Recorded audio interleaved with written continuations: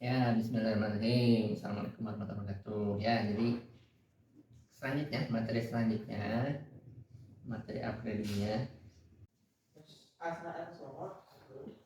ah, manajemen risiko. Ya, manajemen risiko. Manajemen risiko. Nah, manajemen risiko ini tuh ibaratnya bisa disebut rem manajemen risiko. Kalau di mobil mungkin kita ibaratkan bisa rem. Jadi kita jalan itu kan lurus, misalkan ya, jalan lurus. Kita pasti ada keinginan buat ngebut. Nah, resiko ini adalah bagian dari ngerem. Nah, gimana caranya kita bisa rada sampai ke tujuan ya dengan lancar, tapi tetap berarti di depan ada mobil, rem dikit, belok ke gas dari ya. Di depan ada belokan, tong ngebut teuing, rada di rem dikit. Nah, itu bagi sederhana dari manajemen risiko. Jadi manajemen risiko itu, nah mungkin bahasa sederhananya kayak koin. Satu koinnya itu adalah risiko, satu koinnya ada peluang. Nah, jadi misalkan tidak boleh semua peluang itu diambil, tapi harus diambil, diperhitungkan ada namanya resikonya. Kita ambil contoh ya, ada namanya anggota butuh apa? Butuh modal. Nah, anggota butuh modal.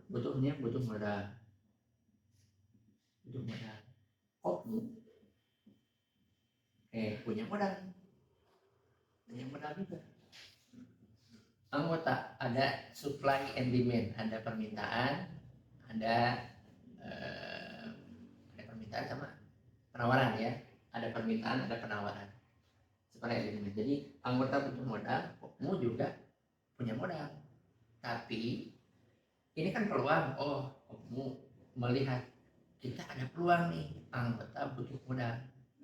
Kalau kita nyalurin modal ke anggota, berarti kita bakalan dapat benefit ya, dan juga profit. Itu kan peluang. Tapi kalau kita segawaya apa? Tidak memikirkan aspek resikonya. Misalkan si anggota ini dia petani ya, petani pedagang gorengan ya, pedagang. Kalau tadi mungkin jualan bubur ayam ya, jualan bubur ayam. Anggota ini misalkan butuh modalnya 5 juta. Kamu membuat duit 5 juta ada. Tapi kamu pun harus menilai manajemen resikonya. Bubur ayam. Resikonya kita perhitungkan. Ternyata resikonya gimana kalau dia sakit, bisa jualan enggak? Lalu kalau jualannya sepi, kira-kira dia masih punya modal selanjutnya enggak? Modalnya bakalan habis enggak? Kalau dia misalkan punya suaminya di PHK, kalau dia punya suami, kalau janda misalkan, berarti beda lagi itu resikonya. Kalau misalkan kompetitor ternyata tempatnya digusur,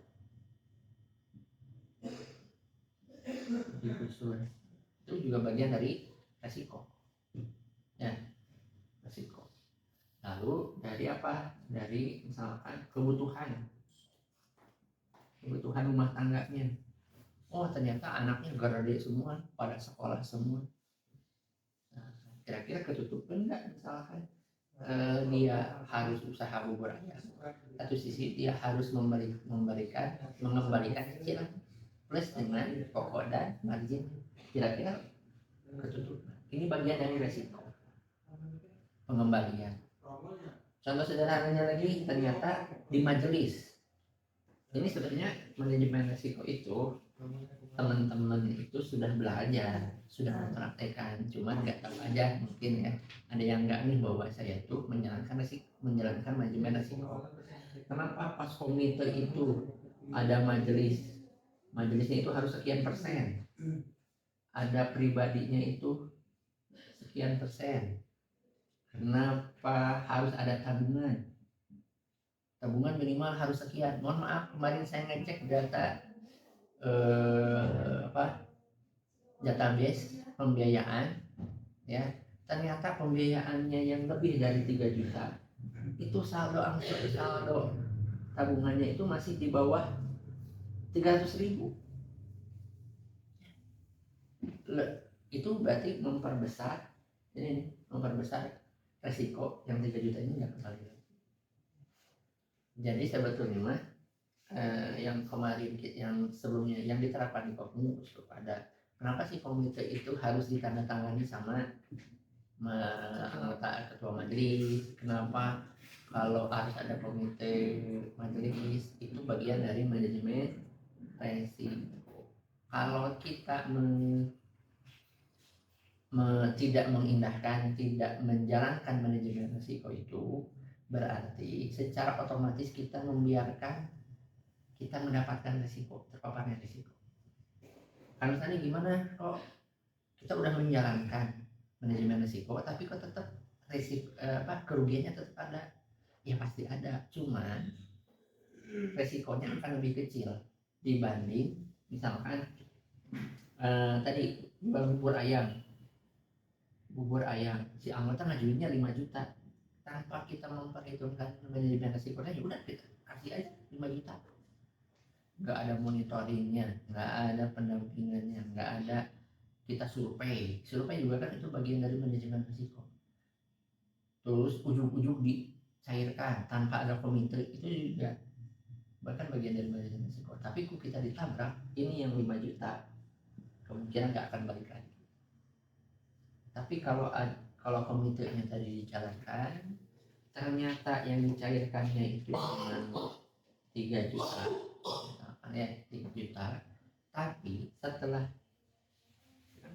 muncul 3 juta ini setelah melakukan manajemen risiko, tahapan manajemen risiko sudah disurvei, sudah dicek tabungannya, dikomitekan ya. Kita tadi misalkan risiko, kalau misalkan si anggota ini kayak gini sudah dipertimbangkan, maka 3 juta ini tetap ada risiko tidak balik, ada, tapi risikonya akan sangat kecil dibanding yang 5 juta kita menabrak manajemen risiko yang sudah dibuat oleh lembaga, tabrak aja terus 5 juta tidak akan kembali.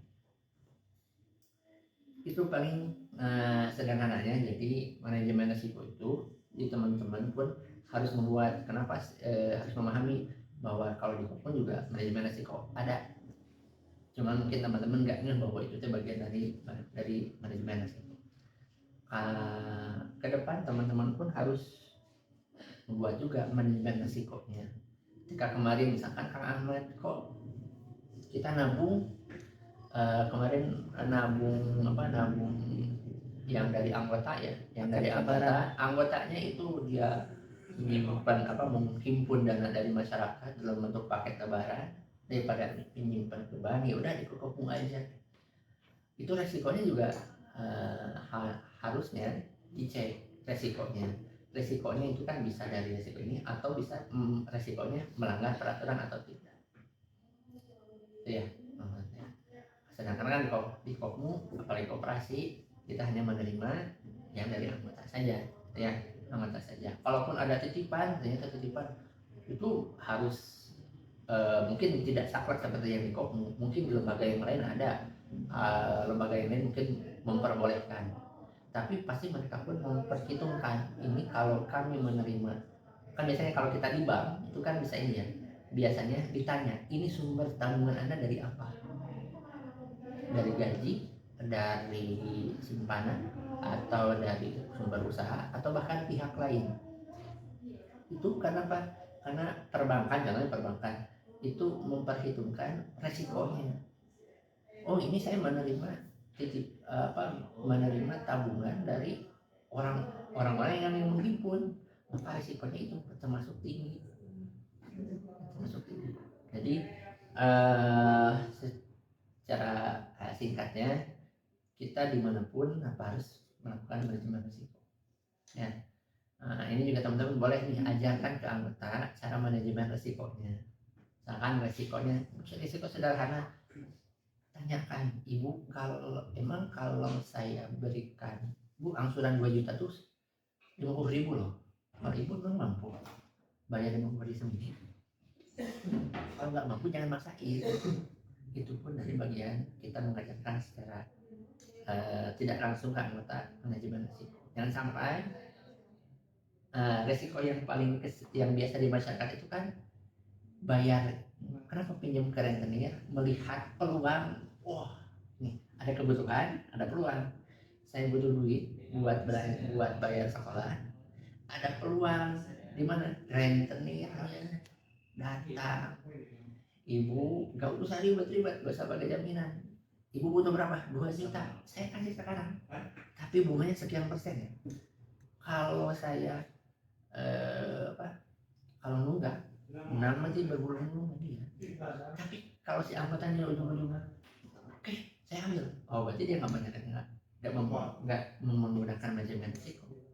Karena harusnya dia memperkirakan, saya kira-kira bakalan punya duit enggak? Saya kira-kira usaha suami saya lancar atau enggak? Ini dengan bunga yang sekian bakalan sanggup nggak saya bayar? Kalau saya nunggak berlipat-lipat, kira-kira dari mana saya akan nutup hutangnya? Jadi nggak heran, apalagi belum lagi dengan skema rentenir itu kan luar biasa. Rentenir itu mereka saling bekerja sama, saling memberi tahu, di situ tuh ada nasabah saya yakin dia pasti butuh duit buat bayar ke saya, datangin. Makanya kita sering melihat jam 8 ada rentenir, jam 9 ada rentenir, jam 10 ada rentenir. Walaupun mungkin nominalnya cuma 10.000, 5.000, tapi ada sehari bisa 5 rentenir banyak habis. Jadi itu salah satu contoh tidak menggunakan manajemen. Ini mah manajemen risiko itu tanya balik dulu, kalau saya melakukan ini kira-kira akibatnya apa? Sederhananya. Itu yang bisa dijelaskan. Bukan berarti kita tidak boleh mengambil resiko, mengambil peluang. Tapi kalau kita mengambil peluang, kalau peluang ini setelah dibunuh gitu ya, ternyata risikonya terlalu banyak, jangan diambil. Ya. Itu paling sekilas tentang manajemen resiko. Ya. Assalamualaikum warahmatullahi wabarakatuh.